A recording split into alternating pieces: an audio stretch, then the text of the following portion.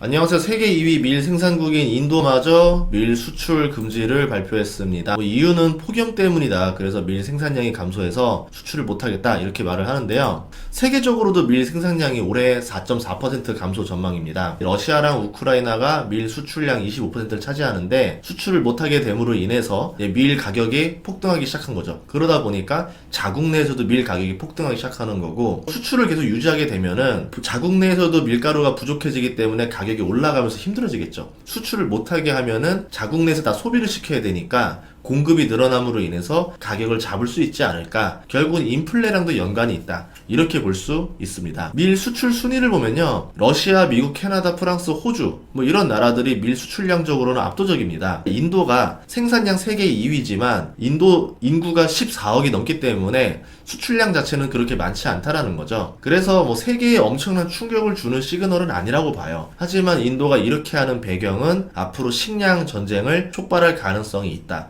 그래서 우리는 식량 전쟁 입장에서 바라봐야 됩니다. 러시아 우크라이나 사태로 밀가루 해바라기 이후 식량 수급에 문제가 터지기 시작했거든요. 올해부터. 다른 거는 몰라도요, 에너지랑 식량은 부족하다라고 해서 참을 수 있는 게 아니에요. 국민들이 견디기 굉장히 힘듭니다. 그래서 국가 통치에 강한 부담을 주게 되는 거죠. 만약에 식량이 부족하거나 에너지가 부족하게 되면은 정권을 바꾸자라던가 시위를 한다라던가 이런 일이 벌어지게 됩니다. 그래서 인도네시아 같은 경우도 파뮤 수출을 중단했죠. 이제 러시아 우크라이나 사태로 인해서 해바라기 씨유 수출이 줄었습니다. 식용유가 부족해졌고 파뮤 가격이 치솟았죠. 국내 식용유 가격도 치솟았죠. 그래서 이걸 막기 위해서 수출하는 물량을 금지시키고 다 내수로 돌려서 식용유 가격을 떨어뜨리겠다, 이런 의도입니다. 식용유 가격이 얼마 이하로 내려오면 파뮤 수출을 재개하겠다, 이렇게 단서를 달았습니다. 그런데 제가 봤을 때 이거는 단순하게 이런 인플레적인 요소 외에도 플러스 알파의 요소들이 있어요. 외교적인 이유들도 있습니다. 예전부터 EU에서 파뮤를 환경에 유해하다라고 계속 그랬습니다. 그래서 금지해야 된다. 이거는 환경이 나쁘니까 팜 농장을 짓기 위해서는 환경을 해쳐야 된다, 이렇게 말하는데요. 경작지를 위해서 태운다던가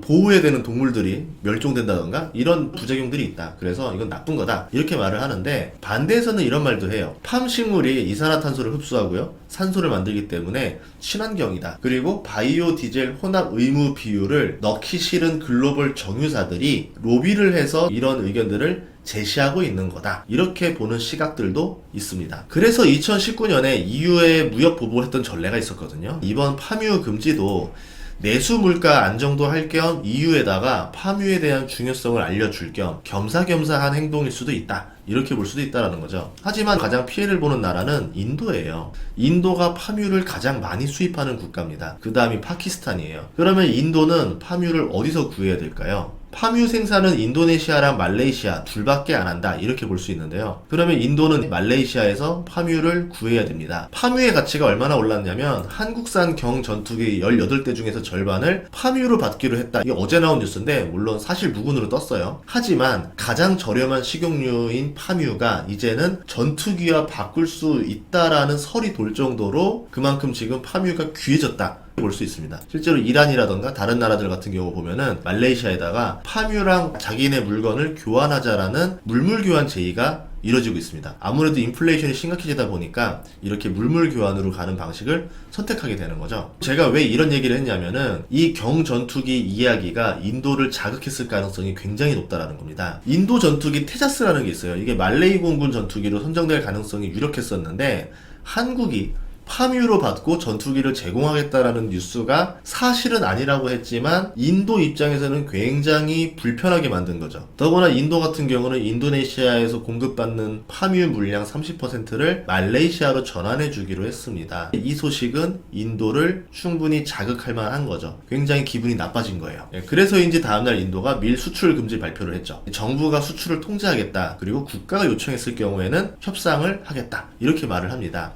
자국 내의 물가 안정도 하고 외교적으로 상황을 정리도 할 겸 이런 발표를 한 게 아닌가, 말레이시아에 대한 무언의 경고가 아닐까, 이렇게 볼 수 있겠죠. 전 세계가 지금 금융전쟁, 반도체 전쟁을 넘어서 이제는 식량 전쟁이라는 새로운 패러다임으로 넘어가고 있는데, 금융, 반도체, 사이버 이런 거는요, 국민의 실생활과 약간은 거리가 있어요. 국민의 동요를 일으키는데 시간이 걸립니다. 그런데 식량이 부족하다는 소식은 즉각적으로 사재기 움직임이 일어나면서 안 그래도 부족한데 더 부족하게 만들어져요. 서민들의 삶이 더 어려워지는 거죠. 그래서 먹거리 부족 사태는 심각한 사태를 불러일으킬 수도 있다라는 겁니다. 그래서 국가들은 식량 안정을 위해서 먼저 선조치를 하는 모습을 보여주고 있다. 그럼 의도가 이것뿐만이냐? 아니에요. 인도는 러시아랑 굉장히 친합니다. 이런 관점으로 해석해 볼 수도 있겠죠. 러시아랑 얼마나 친하냐면 국방, 원자력, 경제, 외교 모든 면에서 미국보다는 더 가깝다 볼 수 있어요. 보통 그 나라가 어떤 무기를 쓰느냐에 따라서 어떤 나라랑 친한지를 알 수가 있는데, 우리나라 같은 경우는 미국의 무기를 많이 수입해서 씁니다. 인도 같은 경우는 러시아 무기를 주로 수입해서 국방을 지키고 있어요.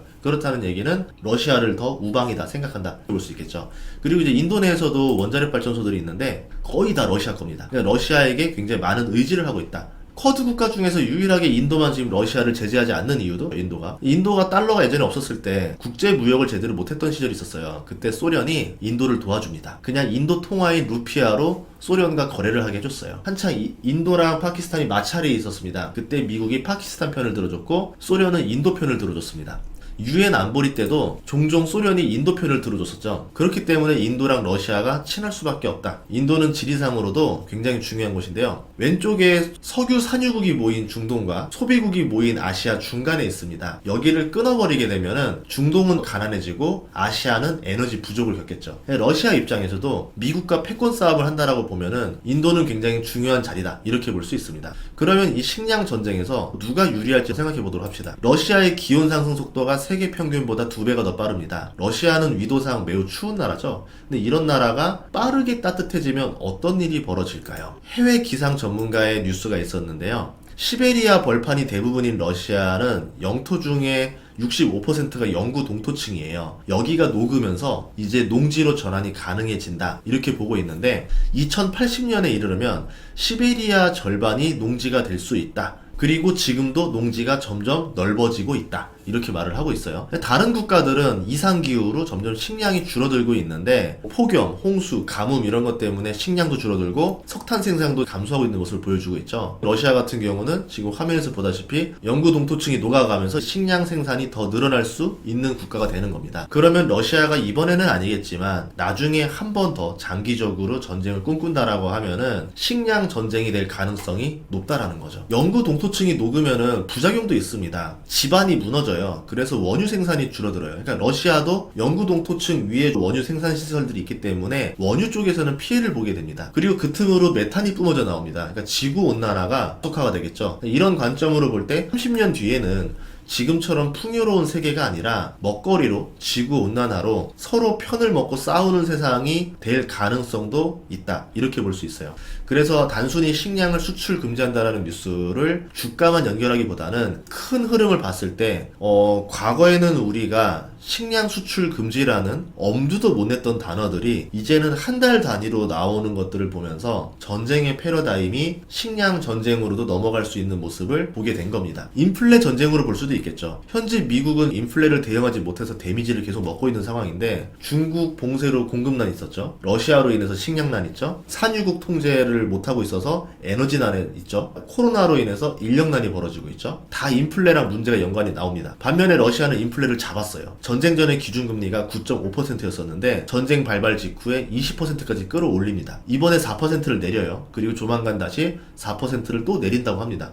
그러면 기준금리가 12%까지 내려온다는 거죠. 물가를 어느 정도 잡았기 때문에 할 수 있는 행동이다, 이렇게 볼 수 있고요. 미국도 러시아에 준해서 인플레 전쟁을 계속 가져가려면은 특단의 조치를 해야 됩니다. 그렇지 않으면 러시아랑 전쟁을 장기로 끌고 가기가 어려워지겠죠. 러시아는 반면에 장기전으로 끌고 갈수록 유리해지니까 길게 가져가려고 할 겁니다. 전승전을 마친 후에 이제 러시아 군대가 몰도바랑 조지아를 향했다라는 소문이 있어요. 몰도바는 유럽이고 조지아는 중앙아시아 쪽입니다. 이게 확전이 되면 인플레랑 식량 문제는 더 거세지겠죠. 그리고 더 오래될 가능성이 있다. 투자자라고 하면은 농지를 가진 기업에도 관심을 가져야 될 것 같아요. 물론 지금 농업 관련 기업들의 주가가 많이 올랐기 때문에 지금 산다라는 관점보다는 이 문제가 한번 해결되고 나면은 농업 관련 주식들 주가가 내려올 거예요. 그랬을 때 자녀에게 물려줄 만한 기업으로 농업 관련주도 생각해 볼 필요가 있다, 이렇게 생각을 합니다. 앞으로의 전쟁은 단순한 전쟁이 아니라 이제 식량 전쟁도 포함할 수 있기 때문이라는 거죠. 다음 시간에도 좋은 정보로 보답하도록 하겠습니다. 구독과 좋아요, 알림 설정까지 부탁드릴게요. 고맙습니다.